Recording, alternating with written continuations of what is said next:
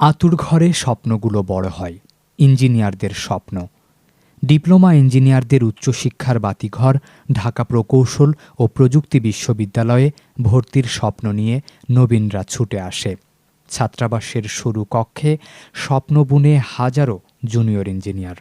প্রস্তুতির স্মৃতিময় দিনগুলো পেরিয়ে হাজির হয় কাঙ্ক্ষিত সেই ভর্তি পরীক্ষার দিনক্ষণ।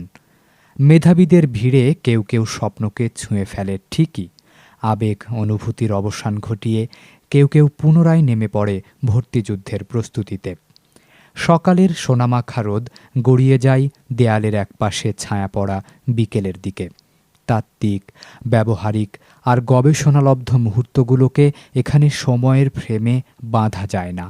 এখানে বৃষ্টি পুষ্পের মতো ঝরে পড়ে, কখনো কড়া রোদে সারি সারি পাম পাতা আনমনে ঝিমোয়। বকুলতলা মেতে ওঠে বিকেলের আড্ডায়। আন্দোলন সংগ্রামের সূচনাও হয় এই বকুলতলাকে ঘিরেই। ক্যাম্পাসের সবুজ ঘাসে গড়িয়ে পড়ে ফুটবল, ক্রিকেট, ব্যাডমিন্টনের মতো ক্রীড়াঙ্গনের নানান আনুষ্ঠানিকতা। শহীদ আহসানুল্লাহ মাস্টার অডিটোরিয়ামে বেজে ওঠে সুর, ছন্দ, বিতর্ক, মিলন ও কথামালা।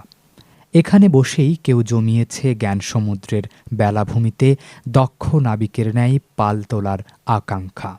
তাই তো আজ দেশে বিদেশে এ বিদ্যাপীঠের শিক্ষার্থীদের সফলতার গল্প শোনা যায়। সাফল্যগাথা ইতিহাস, সাফল্য কর্মের প্রমাণ এবং মনীষীদের পাশাপাশি অবস্থান যেন এখানকার সুবিশাল গ্রন্থাগারে।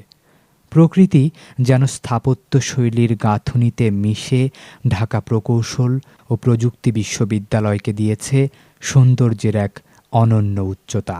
এ সৌন্দর্যের মাঝ দিয়ে ডুয়েট বাগানে ফুলের ন্যায় ফুটে থাকা আগামীর ইঞ্জিনিয়াররা দৃঢ় পায়ে হেঁটে চলুক অনাগত দিনের অদেখা পৃথিবীর দক্ষ কারিগর হিসেবে।